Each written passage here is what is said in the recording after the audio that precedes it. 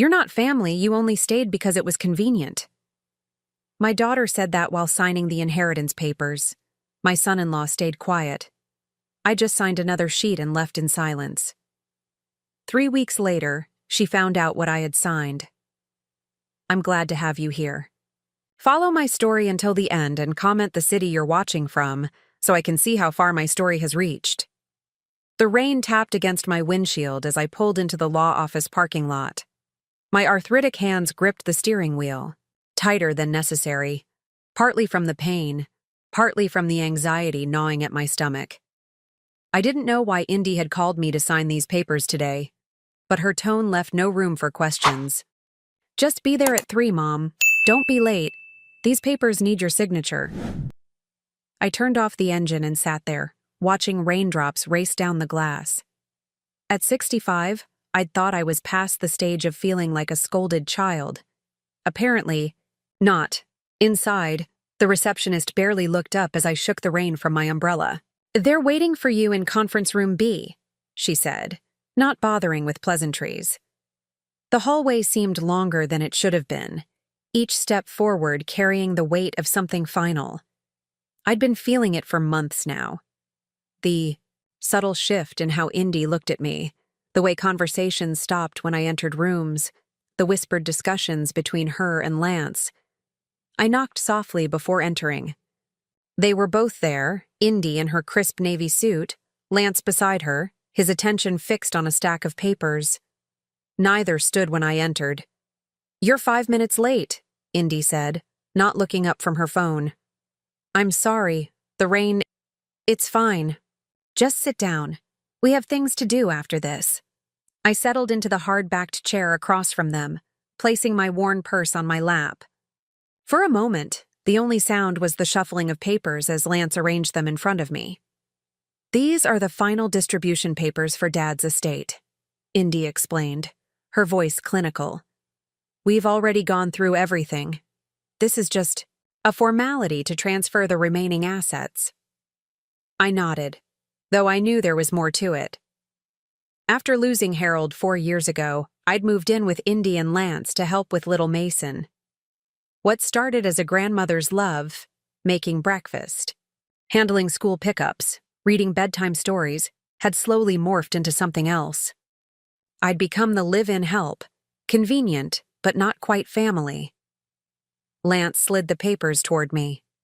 "Sign where the tabs are," he said, his voice flat. It was the most he'd spoken to me in weeks. As I reached for the pen, my hand trembled slightly. "What exactly am I signing away?"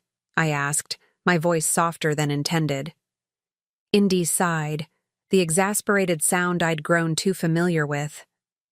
"Mom, it's just formalities. Everything Dad left for both of us. The house, the accounts, his investments. We've been over this." I hadn't been over anything. Since Harold's death, financial discussions happened without me, behind closed doors. But I nodded anyway and began signing.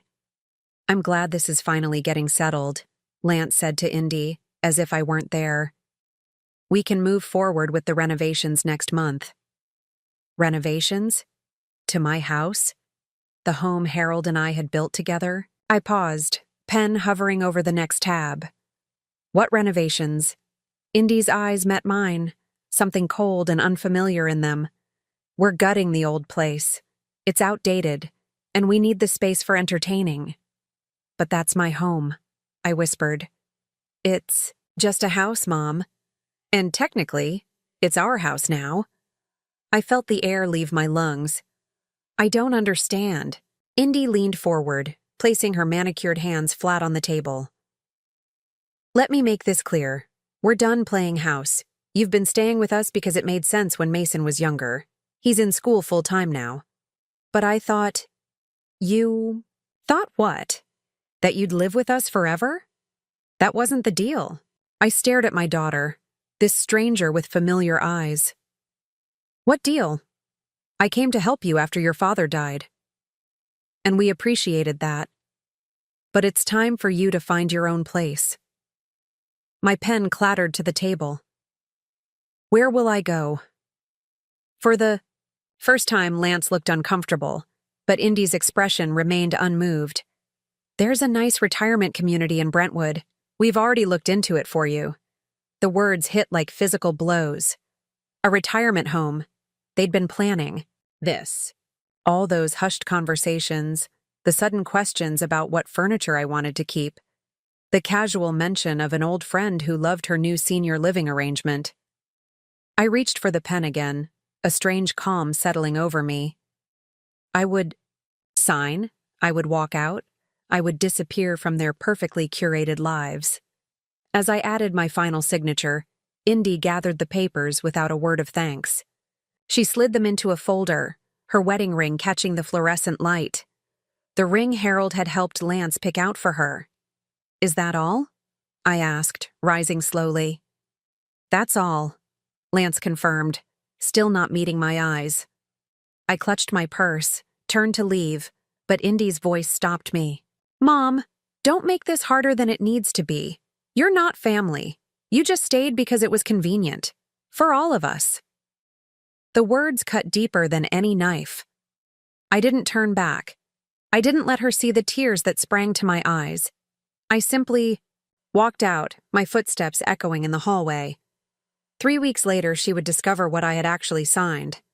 3 weeks later, everything would change. But in that moment, as I walked to my car in the rain, I was just an old woman with a broken heart and nowhere to call home. My small motel room felt simultaneously claustrophobic and too empty as I unpacked the single suitcase of belongings Indy had deemed mine. The rest of my life, 4 decades of memories, trinkets, and treasures, remained in the house that was no longer my home. I placed Harold's photograph on the nightstand, my fingers lingering on his smiling face. "You'd be so disappointed," I whispered to him. That night, sleep eluded me. Every time I closed my eyes, memories flooded in, not as gentle waves but as a crushing tsunami. I remembered Indy as a little girl, her front teeth missing, rushing to show me her spelling test with the gold star. I remembered her high school graduation, how proud Harold and I had been as she gave her valedictorian speech. I remembered her wedding day, how Harold had whispered, "We did good, Rhonda," as we watched her dance with Lance. And then came Harold's diagnosis. Pancreatic cancer. 6 months, the doctor said. He lived for 8, fighting with everything he had. "Promise me you'll take care of each other," Harold had whispered in his hospital bed, holding both my hand and Indy's. We'd both nodded, tears streaming down our faces. A promise I had kept, a promise she had discarded. When Harold died, Indy was pregnant with Mason. She and Lance had just bought their new house, their careers were taking off, and they were overwhelmed. It seemed natural when they suggested I move in to help with the baby. "Just until we get our footing, Mom," Indy had said. "It would mean everything to us." I sold my little condo without hesitation. What did I need it for? My family needed me. The first year with Mason was a blur of midnight feedings, first smiles, and the pure joy of watching a new life unfold. Indy went back to work, and I settled into a routine with my grandson. We became a team, Mason and I. But as the years passed, something shifted. Indy's requests became demands. Lance's gratitude turned to expectation. The guest room became Rhonda's room, not Mom's or Grandma's. "Could you have dinner ready by 7? The Brightons are coming over." "Mason needs to be picked up early from school today. One of us will be home by 8. We've got that charity event tonight. You don't mind handling bedtime again, do you?" I didn't mind. Not really. I loved Mason, loved being part of his life. But slowly, invisibly, I was being erased. From mother to nanny, from family to staff. There was the Christmas party when I overheard Indy introducing me to her colleagues. "This is Rhonda, she helps us with Mason." Not my mother. That stung. Then came Mason's school events, where Indy would arrive late, take over with a bright smile, graciously thanking me for filling in as if I were hired help, not his grandmother. The morning light was creeping through, The thin motel curtains before I finally drifted off, exhaustion overcoming heartache. I woke to a pounding on my door. Disoriented, I fumbled for my glasses and checked the time. 10:37 a.m. I never slept this late. Mrs. Keller? You need to check out by 11 if you're staying another night. A gruff voice called through the door. Yes, thank you. I'll be down shortly, I called back, my voice scratchy from crying and lack of sleep. I dressed slowly, my joints protesting more than usual, age or heartbreak. It was hard to tell the difference sometimes. As I gathered my meager toiletries from the bathroom, my phone rang. Indy's name flashed on the screen. My heart leaped traitorously. Had she changed her mind? Was she calling? To apologize? I answered, trying to keep the hope from my voice. Hello? Mom, where are you? Her tone was all business. At the Gateway Motel on Lexington. A motel? Good grief. Why didn't you go to Aunt Patricia's? Patricia lived 3 hours away and hadn't spoken to me since Harold's funeral, when she accused me of monopolizing the sympathy. Indy knew this. I needed somewhere close, I said simply. Whatever. Listen, I need Mason's vaccination records for camp. Where did you put them? Not, how are you? Not, are you okay? Just another demand. In the filing cabinet in the study. 3rd drawer, blue folder. Great, thanks. She paused. So, have you thought about Brentwood Acres? They have an opening next month, the retirement home. As if I had been considering it rather than having it thrust upon me. I don't think Brentwood is for me, I said, surprising myself with the firmness in my voice. Mom, don't be difficult.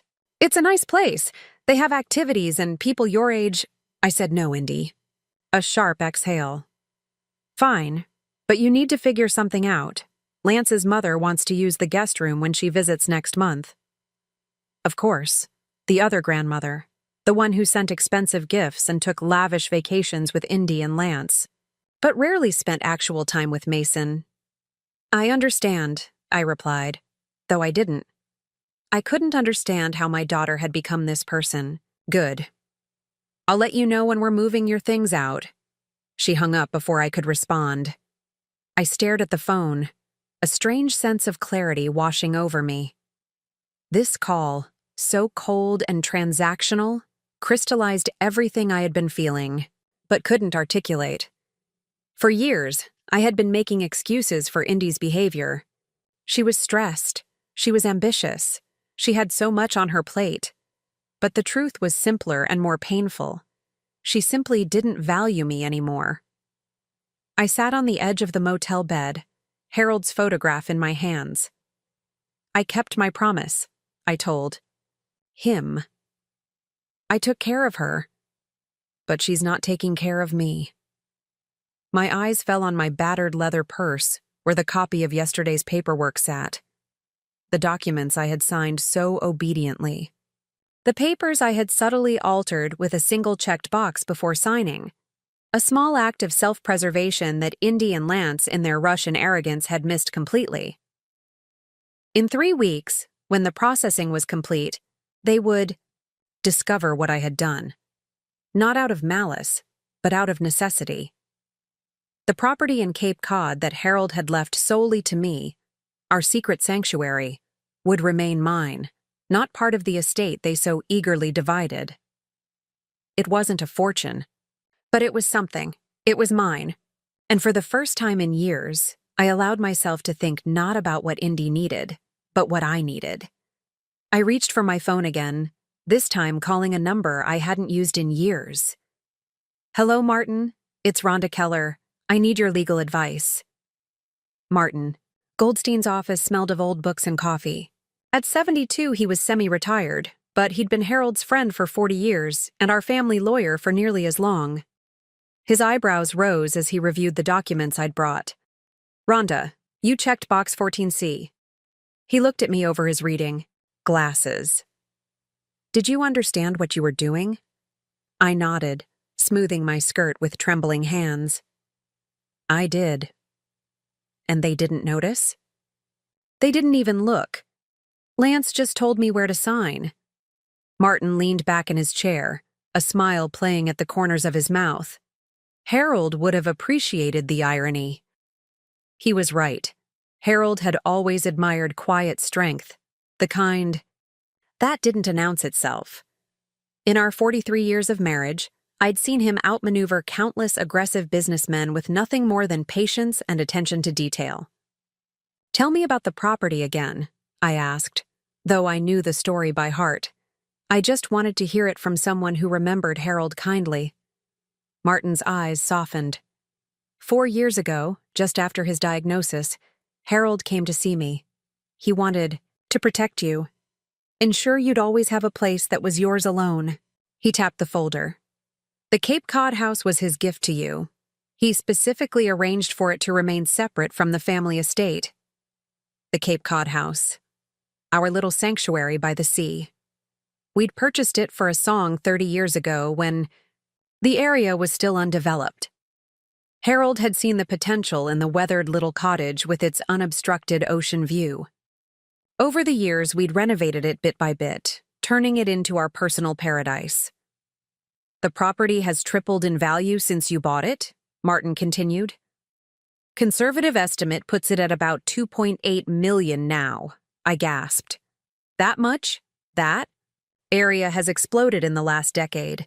Plus, Harold made some smart investments with the rental income. There's a sizable account attached to the property." A strange sensation washed over me. Not quite joy, not quite vindication, but something in between. For years, Indy and Lance had treated me as financially dependent on them, conveniently forgetting that I had supported them countless times. "When will they find out?" I asked. 3 weeks, give or take. When the estate finalization goes through, they'll realize the Cape Cod property wasn't included. Martin paused. "Rhonda, they're going to be angry." I smiled sadly. "They're already angry, Martin. They just don't know it yet." The next day, I checked out of the motel. Martin had insisted I stay in his guest house until I figured out my next steps. "Marjorie would have my head if she knew I let you stay in that flea trap," he'd said, referring to his late wife. The guest house was a charming little cottage behind his main home, with a small garden and enough privacy to think clearly. For the first time in days, I spent the morning calling the few friends I'd managed to maintain despite Indy's subtle disapproval. Most were shocked to hear what had happened. "But why would they do that?" my friend Dorothy kept asking. "After everything you've done for them?" I had no answer. Or rather, I had too many. Greed. Entitlement. The slow poison of taking someone for granted until they become invisible. On the 3rd day at Martin's, I found myself sorting through the single suitcase of belongings I'd managed to take with me. At the bottom, wrapped in a scarf, was a small leather-bound book, Harold's journal. He'd given it to me on his last Christmas, his handwriting shaky but determined. "Read it when you need to remember us," he'd whispered. I'd never opened it, too afraid of the grief it might unleash. But now, sitting in the quiet of Martin's garden, I felt ready. I needed Harold's voice, his wisdom. The first entry was dated shortly after his diagnosis. September 15th, 2019. Rhonda doesn't know I've seen through Indy's plan. Our daughter has always been clever, but she thinks I don't notice how she's already rearranging our lives, making decisions about Rhonda's future. I've always been proud of Indy's ambition, but I fear it's hardened her heart. I spoke with Martin today about protecting Rhonda. The Cape Cod house will be her security, her escape, if needed. I've arranged everything to keep it separate from the main estate. Indy won't know until it's too late to contest. I hope I'm wrong about our daughter. I hope that when I'm gone, she'll show Rhonda the love and respect she deserves. But I've seen the coldness in her eyes when she thinks no one's looking. How she speaks to her mother when I'm out of the room. Rhonda believes the best in everyone, especially her children. It's her greatest strength and her greatest vulnerability. She won't see this coming until it's too late. I closed the book, tears streaming down my face. Harold had known. All along, he had seen what I couldn't bear to acknowledge. That Indy had been planning to discard me for years. The next entry confirmed my fears. December 3rd, 2019 overheard Indy and Lance talking about elder care options for Rhonda after I'm gone. Not about bringing her to live with them, but about facilities where she wouldn't be lonely. As if warehousing my wife would be doing her a favor. I confronted Indy. She claimed they were just exploring all possibilities. The look in her eyes when she thought I wasn't watching told a different story. She sees her mother as a burden, an obligation to be managed. I've added more to Rhonda's separate account. Martin has the details. The Cape House isn't just a property. It's her independence. Page after page revealed Harold's quiet battle to secure my future, his growing concern about Indy's character, his love for me shining through every word. In his final entry, written just days before he died, Harold seemed at peace. April 28, 2020, everything is in place for Rhonda. The Cape House, the accounts, all secured in her name only. Indy doesn't suspect a thing. My greatest regret is leaving Rhonda to face what's coming alone. But she is stronger than she knows. When the time comes, she'll find that strength. I've loved her since we were practically children. She deserves so much better than what Indy is planning. I hope someday our daughter realizes what she's throwing away. Not just her mother's love, but her own capacity for compassion. Rhonda, if you're reading this, remember, you were always enough. More than enough. And you deserve a life filled with the same kindness you've given others. Don't let them convince you otherwise. I closed the journal, clutching it to my chest as the sun began to set over Martin's garden. For the first time since that awful day in the lawyer's office, I felt something other than grief and betrayal. I felt ready. The ringing of my phone shattered the morning quiet of Martin's garden. I didn't need to check the caller ID. The specific tone I'd set for Indy years ago blared through the peaceful space. Exactly 3 weeks had passed since that day in the lawyer's office. I took a deep breath and answered, "Hello, Indy." "What the hell did you do?" Her voice was ice and fire simultaneously. I set down my tea, surprising myself with how steady my hand was. "I believe you'll need to be more specific." "The Cape Cod property. It's not in the estate paperwork. The lawyer said you checked some box that kept it separate." "Box 14C, I said calmly. "You knew exactly what you were doing." She was practically screaming now. "You deliberately tricked us." The accusation might have wounded me a month ago. Now, it almost made me laugh. I signed documents I was asked to sign. If you and Lance had bothered to review them properly, you might have noticed. "This is theft." "No, Indy, it's mine. The Cape House was always mine. Harold left it to me specifically, separate from the estate. He made sure of it. Dad would never—" "Your father knew exactly what he was doing," I interrupted, surprising myself with my firmness. "He saw how you were treating me, even before he died. He wanted to make sure I was protected." The silence on the other end stretched for several seconds. "We're coming over," she finally said. "Where are you staying?" I hesitated. Part of me wanted to refuse, to keep my sanctuary private. But another part, perhaps the stronger part, wanted to face her, to stand my ground. "I'm at Martin Goldstein's guest house." "The old lawyer? Why would you—" "Never mind. We'll be there in an hour." The call ended abruptly. I sat motionless for several minutes, processing what had just happened and what was about to happen. Then I called Martin. "They're on their way," I told him. "Just Indy and Lance, I think." "Do you want me to be there?" he asked, concern evident in his voice. "No, I need to do this myself." I paused. "But maybe stay nearby." "I'll be in the main house. Just shout if you need me." I used the next hour to prepare myself, not just emotionally, but physically. I showered, styled my hair, and put on my favorite navy dress, the one Harold always said made my eyes shine. I wanted Indy to see me not as the discarded mother, but as the woman I truly was. Strong, dignified, whole. When the doorbell rang, I was ready. Indy stood on the porch, Lance slightly behind her. She wore her power suit, the one she saved for important negotiations. Her eyes widened slightly at my appearance, as if she'd expected to find me disheveled and broken. "Come in," I said, stepping aside. They entered the small guest house, Indy's gaze sweeping critically over the modest furnishings.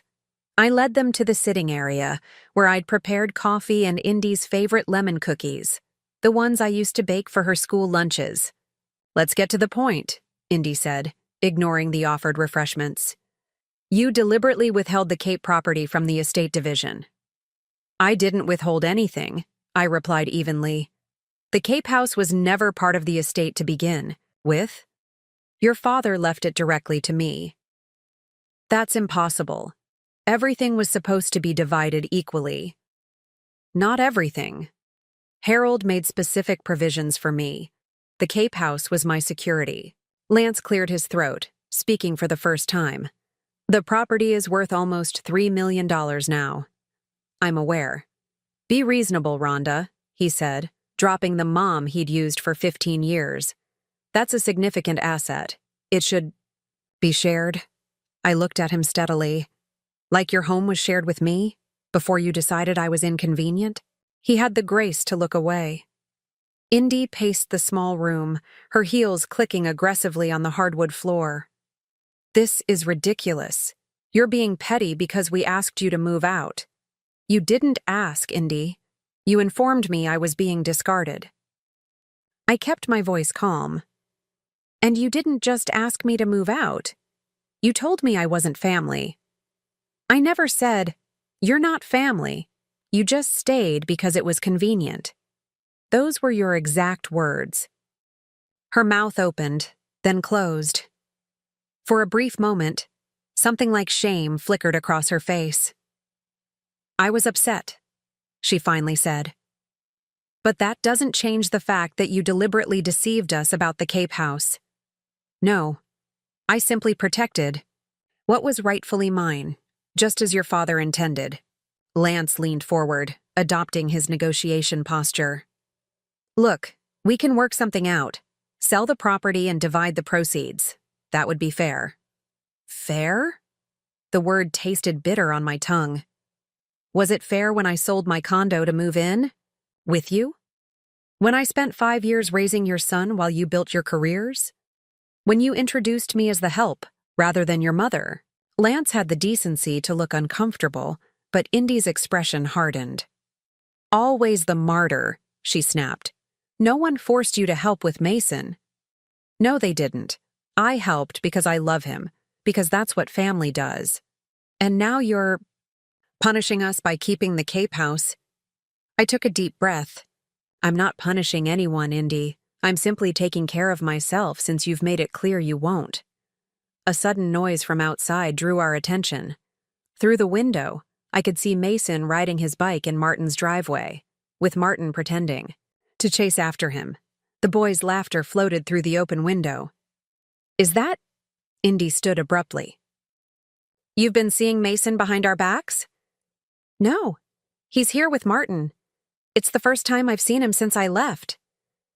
Indy moved to the window, watching her son play. For a moment, her expression softened. "He's been asking about you," she admitted reluctantly. "Wants to know when Grandma's coming home." The words pierced my heart. "What did you tell him?" "That you needed some time to yourself." She turned back to me. "What was I supposed to say? That we kicked you out?" "You could have told him the truth. That you decided I wasn't needed anymore." Lance stood, joining Indy at the window. "Look, this is getting us nowhere. The fact is, we need to resolve the property issue." I squared my shoulders.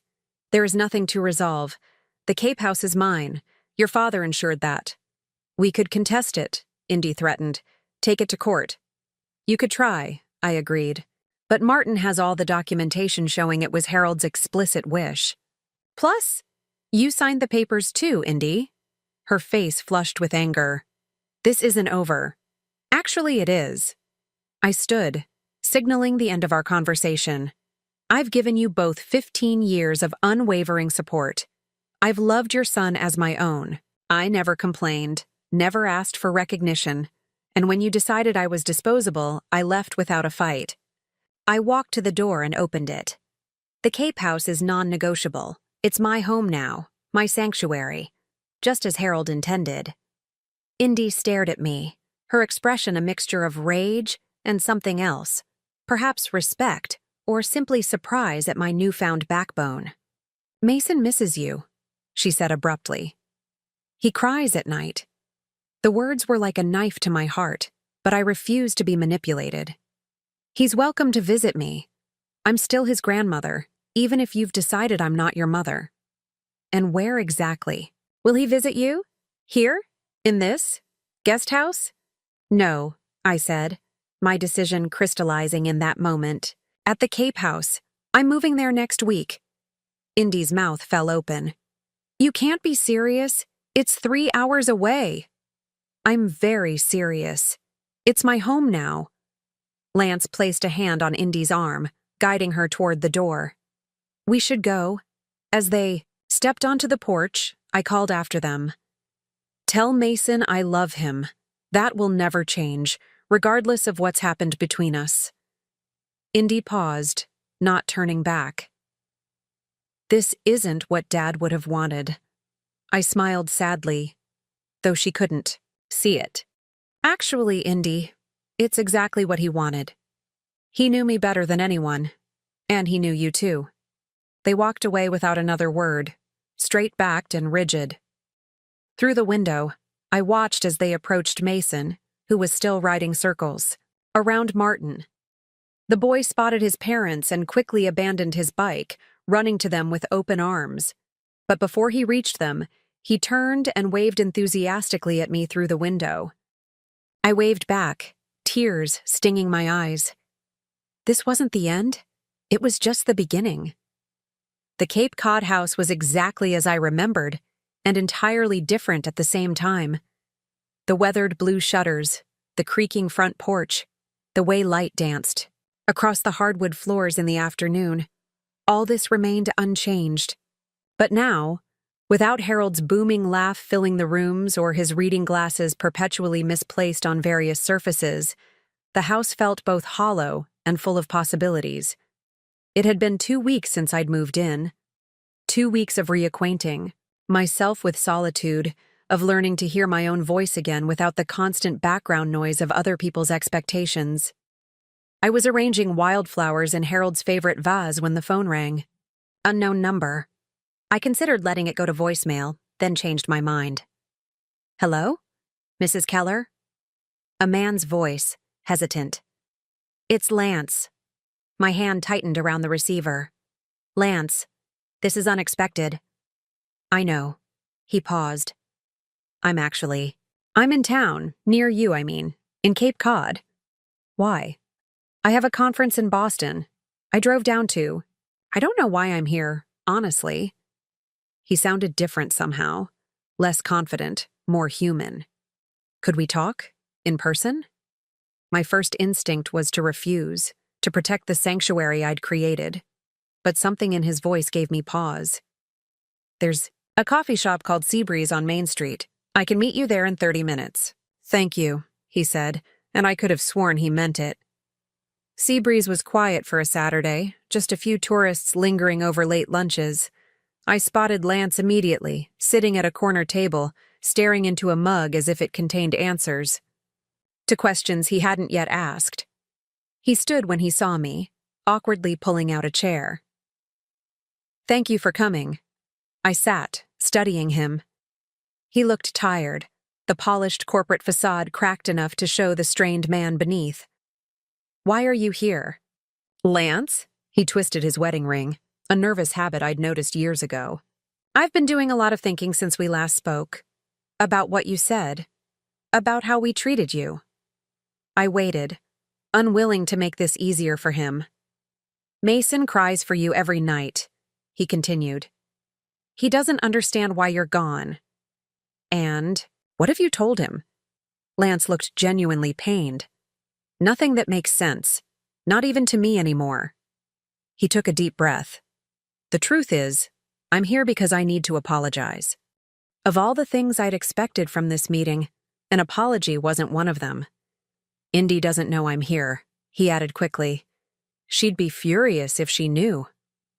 Then why risk it? He looked out the window, toward the ocean barely visible in the distance. Because I can't sleep. Because every time I look at Mason, I see the hurt in his eyes. Because I stood by while Indy treated you like you were disposable, and I know it was wrong. I sipped my coffee, giving myself time to process his words. It wasn't just Indy, Lance. You were complicit. He nodded, accepting the accusation. I was. I let it happen because it was easier. Because confronting Indy is. He trailed off. Difficult. I finished for him. She's always been strong-willed. That's a charitable way of putting it. He gave a rueful smile. She's become. I don't know how to describe it. Cold. Calculating. Not just with you. With everyone. Including you? His silence was answer enough. Mason asked me yesterday if we could visit you, he said after a moment. I didn't know what to say. Indy has forbidden him from even mentioning your name. The pain of that revelation was physical, a knife twisting in my chest. He's 7 years old. He shouldn't be caught in the middle of this. I know. Lance met my eyes directly for the first time. That's partly why I'm here. Would you? Would you be open to seeing him? If I brought him without Indy knowing? The question hung between us, weighted with implications. I thought of Mason, his gap-toothed smile, the way he'd curl against me during thunderstorms, his endless questions about the world, my grandson, my heart. Yes, I said simply. I would like that very much. Relief washed over Lance's face. Thank you. He misses you terribly. I miss him too. Every day. We sat in silence for a moment, the cafe's ambient noise filling the space between us. There's something else, Lance said finally, his voice lower. Something you should know. What is it? He glanced around, as if worried about being overheard. Indy's been different since Harold died. Harder. More focused on appearances and status than anything else. I've noticed. No, it's worse than you know. He leaned forward.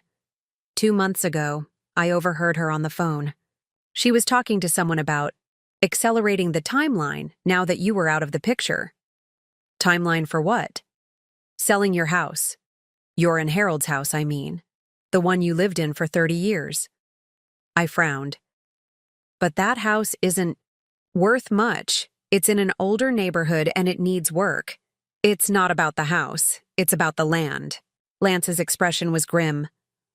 Apparently there's been interest from developers. The entire block could be rezoned for commercial use.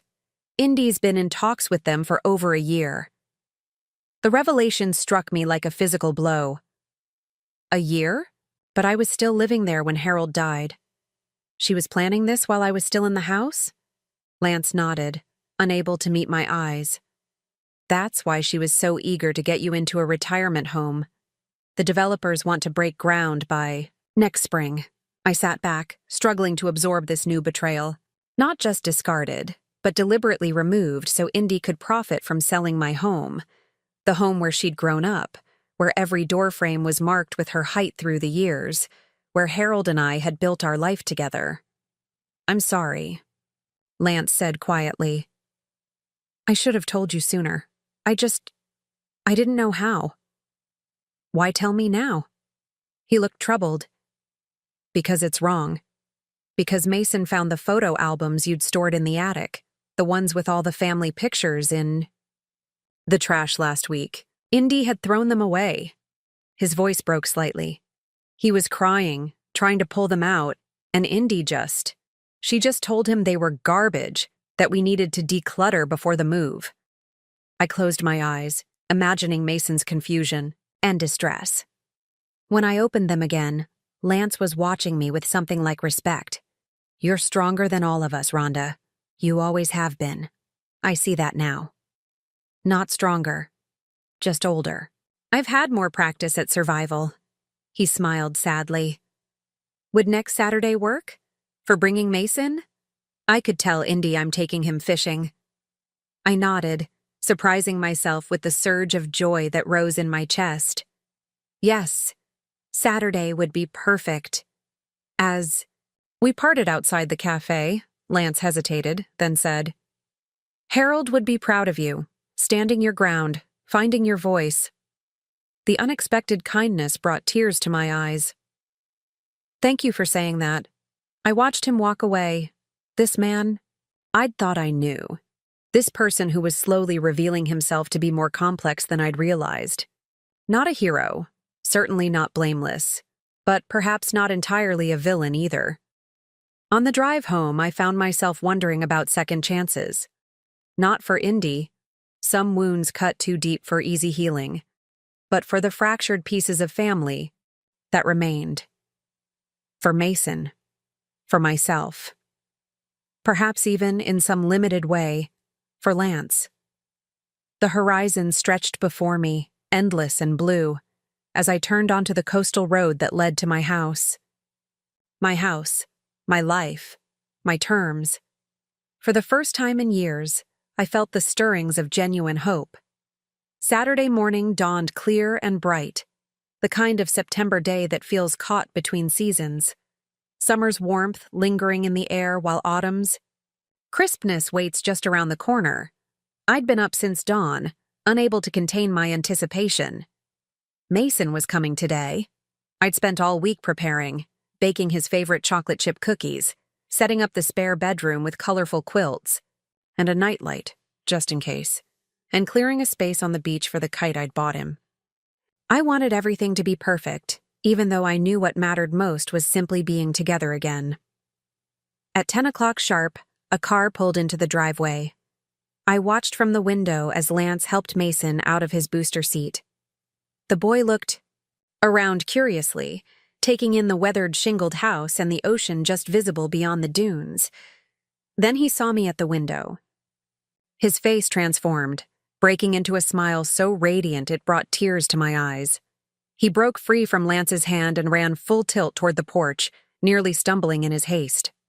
I threw open the door just as he reached the steps, and then he was in my arms, his small body crashing into mine with the force of a tiny hurricane. "Grandma! Grandma! You're here!" I held him tight, breathing in the familiar scent of his hair, still baby sweet at 7, mixed with the faint traces of the citrus shampoo he'd always insisted on. "I'm here, sweetheart. I've missed you so much." "I missed you too," Mom said. "You went away, but I knew you wouldn't leave without saying goodbye." My heart clenched at the innocent faith in his words. Over Mason's shoulder, I met Lance's eyes. He stood awkwardly by the car, hands in his pockets, worry etched across his face. I beckoned him closer. "Come in, both of you." The morning passed in a blur of joy. Mason explored every corner of the house, exclaiming over the shells I'd collected. The view from the upstairs window, the wooden sailboat Harold had carved years ago. He chattered endlessly, filling me in on everything I'd missed. His loose tooth, the science project he'd won an award for, the new friend at school who could do perfect cartwheels. Lance stayed mostly quiet, watching us with a complicated expression. When Mason ran outside to fly his new kite, Lance finally spoke. "I haven't seen him this happy in months." I nodded, watching through the window as Mason's kite caught the wind, soaring high above the dunes. Children are resilient, but they notice more than we give them credit for. "Indy's pushing for private school next year," Lance said suddenly. "In Connecticut, it would mean boarding during the week." Boarding? At 8 years old? I couldn't hide my shock. "That's awfully young." "I know. I've tried to talk her out of it, but she's convinced it's the best way to ensure his competitive edge. He made air quotes around the words, his distaste evident. We fell silent, both watching Mason as he ran along the beach, the kite dancing above him. I've been thinking about what you said, Lance continued after a moment. About how we treated you. About the kind of family we've become. He took a deep breath. I'm not proud of the role I played. Why did you let it happen? I asked quietly. It was the question that had haunted me for years. He considered his answer carefully. At first, it was easier to go along with Indy, to convince myself she knew best. Then it became habit, and after a while. He shook his head. After a while, I think I was afraid of her. The admission hung in the air between us, raw and honest. She's not the person I married, he added softly. Or maybe she is, and I just didn't want to see it. Before I could respond, Mason burst through the door, cheeks flushed with excitement. Grandma, the kite went so high, did you see? I did. Sweetheart, you're a natural kite flyer. Can we have cookies now? Dad said you made cookies. I laughed, grateful for the interruption. Some conversations weren't meant for young ears. We certainly can. And afterward, how would you like to help me collect shells for that special jar I showed you? Mason's enthusiastic yes seemed to lighten the atmosphere, pushing back the shadows of our previous conversation. The afternoon passed pleasantly. We walked the beach, collected perfect scallop shells, built a sandcastle complete with moat and drawbridge, and returned to the house sandy and content. After dinner, macaroni and cheese, Mason's favorite, Lance reluctantly looked at his watch. We should head back soon. We told your mom we'd be home before dark. Mason's face fell. Can't we stay longer? Please, Dad? Lance and I exchanged glances over Mason's head. Not today, buddy, Lance said gently. But maybe we can come back soon. Promise? Mason looked between us, his eyes big and hopeful. I promise, Lance said firmly, surprising me with his conviction.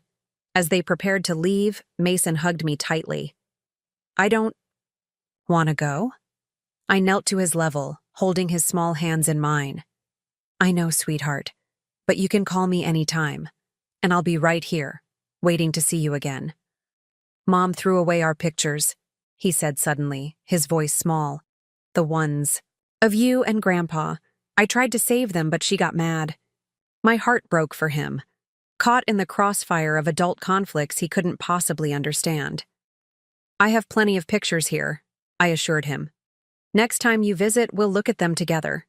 And maybe we can make copies for you to keep. He nodded solemnly. I'd like that. After one more fierce hug, he ran to the car, leaving Lance and me alone on the porch. Thank you for today, I said. It meant the world to him. And to me. Lance nodded, his expression troubled. Rhonda, there's something else you should know. I'm thinking about leaving Indy. The confession stunned me. Because of how she treated me? That's part of it. But it's more than that. It's who she's become. The way she treats Mason when no one's watching. The constant pressure. The emotional manipulation. He ran a hand through his hair. I've been consulting with a lawyer about custody arrangements. I took a moment to absorb this revelation. And you're telling me this because I want Mason to have you in his life. Because when the time comes, I may need your testimony about what you've observed in our household. He looked away. And because I thought you deserved to know. From the car, Mason waved frantically, calling for his father to hurry. Lance turned to go, then paused. We never should have done what we did to you. I hope someday you can forgive me for my part in it. I watched them drive away, Mason's face pressed against the window, waving until they disappeared around the bend. The sunset painted the sky in brilliant oranges and pinks, reflecting off the calm surface of the ocean. I stood on the porch long after they'd gone, contemplating forgiveness, family, and the strange winding paths that life sometimes takes. 3 months later, on a crisp December morning, my doorbell rang. Through the window, I could see Lance's car in the driveway, Mason bouncing excitedly beside it. My heart leaped at the sight of my grandson, this unexpected joy in my life. But there was something different this time. The car was packed full, suitcases, boxes, Mason's favorite stuffed dinosaur visible through the window. I opened the door. As they approached, questions in my eyes. "We left," Lance said simply. "For good this time." I looked from him to Mason, who was grinning widely despite the circumstances. "What happened?" "We can talk about it later," Lance said, glancing meaningfully at Mason. "Right now, we're looking for a place to stay while I sort things out. Maybe somewhere near here." Mason suggested we ask if you know of any nice neighborhoods. Understanding dawned. This wasn't just a visit. This was a new beginning. I looked at my grandson, at his hopeful face and trusting eyes. I thought of Harold, of his quiet wisdom and foresight. I thought of the journey that had brought me here, to this moment of choice. "I might know just the place," I said, opening the door wider to welcome them in. The house Harold had left me wasn't just my sanctuary anymore. It was becoming what it was always meant to be, a home filled with love, second chances, and the quiet, strength that comes from choosing kindness over bitterness, even when the path is difficult. As I helped Mason carry his backpack inside, I caught a glimpse of the ocean through the window, vast and changeable and beautiful, like life itself. Like the future stretching before us, unwritten and full of possibility. Now I'm curious about you who listened to my story. What would you do if you were in my place? Have you ever been through something similar? Comment below, and meanwhile, I'm leaving on the final screen 2 other stories that are channel favorites, and they will definitely surprise you. Thank you for watching until here.